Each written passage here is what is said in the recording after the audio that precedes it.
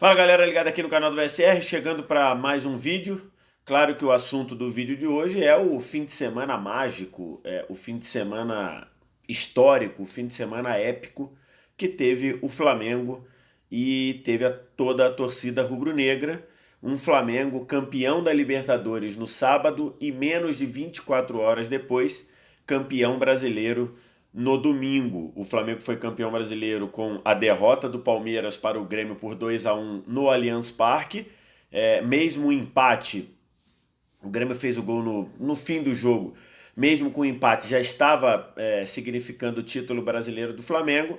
E agora o Flamengo ratificou essa conquista, a conquista de mais um título brasileiro do Flamengo, o sétimo título brasileiro do Flamengo, de forma histórica também, porque o Flamengo vai bater praticamente todos os principais recordes desse Campeonato Brasileiro e coroa um ano espetacular do Flamengo. Já fez uma tríplice coroa, né? Ganhou o Campeonato Carioca, ganhou a Libertadores e ganhou o Brasileiro. Ainda tem a disputa do Mundial de Clubes no mês que vem. Mas principalmente esse 2019, ele é um ano que coroa um trabalho que o Flamengo começou 6 anos antes. E isso é algo importante, né? Porque o Campeonato Brasileiro em pontos corridos, ele é um campeonato que que você precisa se preparar para ganhar. Via de regra, você precisa se preparar para ganhar. E o Flamengo fez essa preparação, né? O Flamengo foi buscar o caminho mais longo para chegar a esse título. Se o Campeonato Brasileiro de 2009 o Flamengo ganhou ali meio que chegando, crescendo na reta final, o Campeonato Brasileiro de 2019 ele é uma sequência de trabalho. Um Flamengo que escolheu o caminho difícil.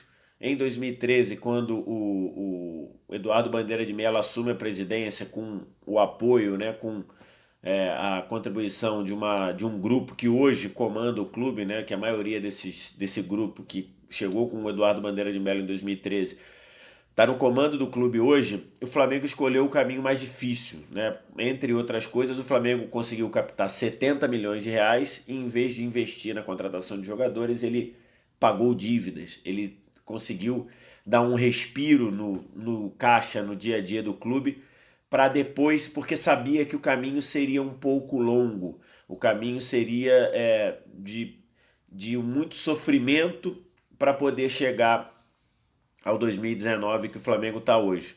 E assim foi, embora tenha vencido em 2013 a Copa do Brasil, e foi aí sim uma competição em que o Flamengo, a chegada, o poder de chegada do Flamengo ali, jogando com o Maracanã cheio, ajudou demais, mas o Flamengo em 2013 não tinha um time capaz de brigar com os principais times do futebol brasileiro. Essa distância do Flamengo para os principais times do futebol brasileiro foi diminuindo gradativamente até chegar em 2017, 2018, em que o Flamengo, você já olhava, percebia no Flamengo um preparo para brigar pelos títulos. Os títulos acabaram não vindo por uma série de razões. Eu ainda quero fazer, ainda vou fazer, até o fim do ano eu vou fazer um vídeo para falar um pouco desse período do Eduardo Bandeira de Mello à frente do clube. Acho que tem alguns pontos ali para você ajustar, para a gente ter a real noção ali da contribuição do Eduardo Bandeira de Mello para esse momento, mas não vou falar sobre isso agora. Mas a questão de 2013 para cá, a distância do Flamengo para a elite foi diminuindo, até redundar no Campeonato Brasileiro de 2019. E é interessante, né? O Campeonato Brasileiro veio junto com a Taça Libertadores da América, mas poderia não vir. E aí eu queria focar um pouco no Campeonato Brasileiro, por quê? Porque a Taça Libertadores, ela é mata-mata.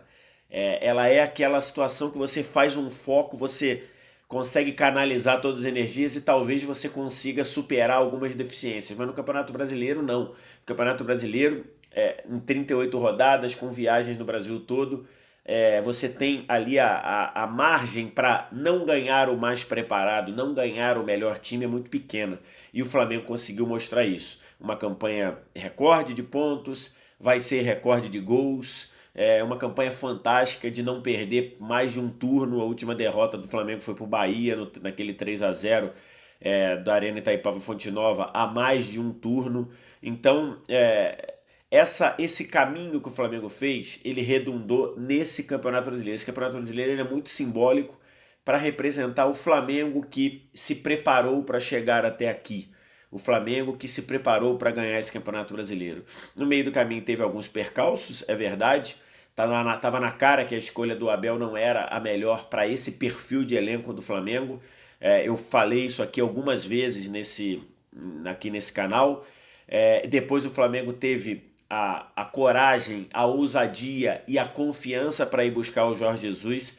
Acho que o Jorge Jesus é o grande, se eu tivesse que escolher o Jorge Jesus como o grande personagem desse título do Flamengo, porque ele quebrou paradigmas. Ele fez nesse Campeonato Brasileiro algumas posturas que acho que vão mudar a relação do futebol brasileiro com o Campeonato Brasileiro. Do ponto de vista tático e técnico, o Jorge Jesus foi muito bem, mas de fato ele não fez assim nada que quem acompanha os grandes campeonatos do mundo não tivesse visto. Então ele não é revolucionário do ponto de vista de fazer algo que ninguém no futebol não tinha feito. Mas ele foi revolucionário por fazer todo mundo valorizar o Campeonato Brasileiro, fazer todo mundo entender que dá para jogar sim quarta e domingo, poupando eventualmente jogador que tá para estourar. Não teve com ele aquele negócio de poupar 8, 9, 10, 11 jogadores às vezes.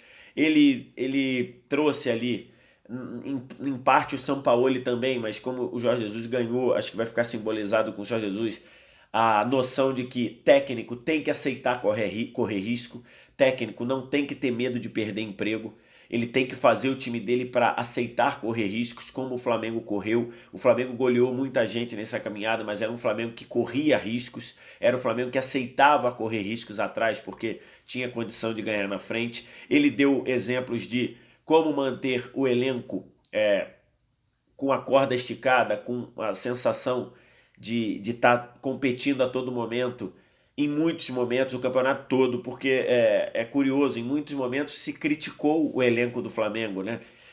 Como o time titular do Flamengo era muito bom, se criticava as opções de banco, quando as opções do banco do Flamengo são boas, e se provaram boas no miolo do campeonato, aquele miolo ali que teve a convocação para a seleção, que o Tite acabou tirando vários jogadores de clubes importantes, o Flamengo ali naquele momento perdeu Gabigol, perdeu Rodrigo Caio, perdeu Arrascaeta.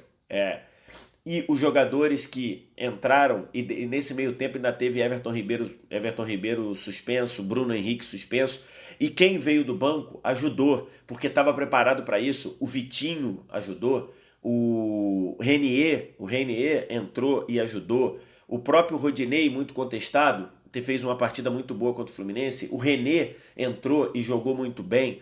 Então você teve ali jogadores do banco. O Lincoln entrou e fez gol importante. Então você teve jogadores que vieram do banco. O Tuller e o Rodolfo, zagueiros, quando substituíram Mari e Rodrigo Caio, também jogaram bem. Então você teve ali jogadores vindo do banco e mostrando que se de fato o banco não é do mesmo nível que o time titular, e não, é normal que não seja, porque o time titular do Flamengo é muito bom, a gente viu um Flamengo que tinha o time reserva pronto para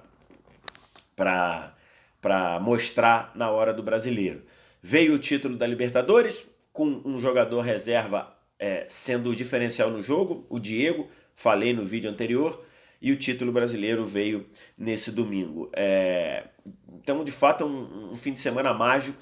Provavelmente é o maior fim de semana da história do Flamengo, né? Porque aquela sequência lá de 1981, o Flamengo ganha ali num espaço de 20 dias, ele ganha 3 títulos, né? Ele ganha o Carioca, ele ganha a Libertadores e ganha o Mundial, mas não ganha tudo, não ganha 2 títulos no mesmo fim de semana. O Flamengo no mesmo fim de semana, num espaço de menos de 24 horas, uma coisa mágica, uma coisa fenomenal, ganhou 2 títulos, ganhou a Libertadores e ganhou o título brasileiro.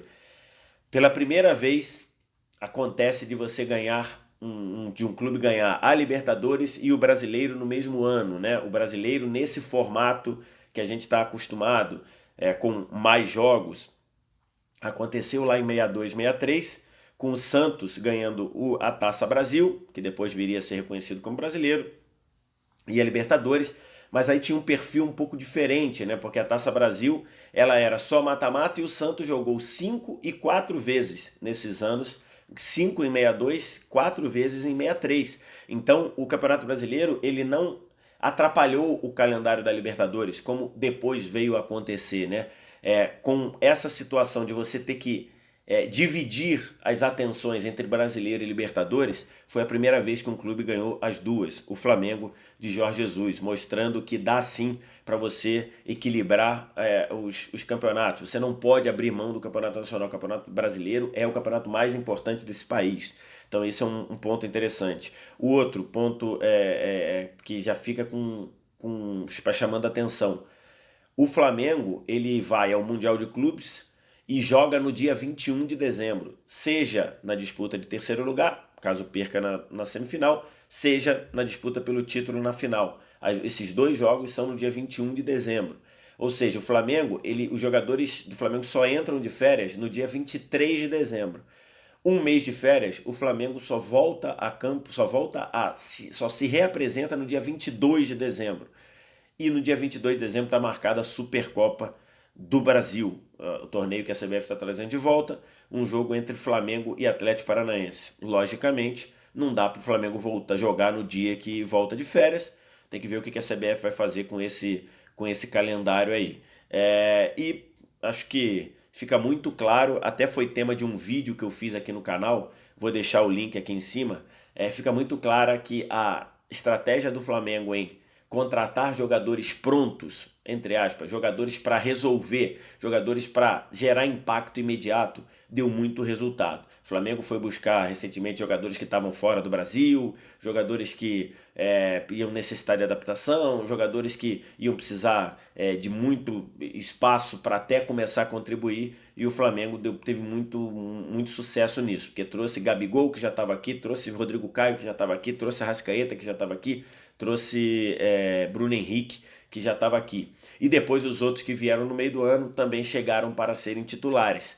Aí você tem Rafinha e Felipe Luiz, que eram bolas de segurança, dada a experiência, a capacidade deles, e foram muito importantes, embora não tenham jogado tão bem na final da Libertadores.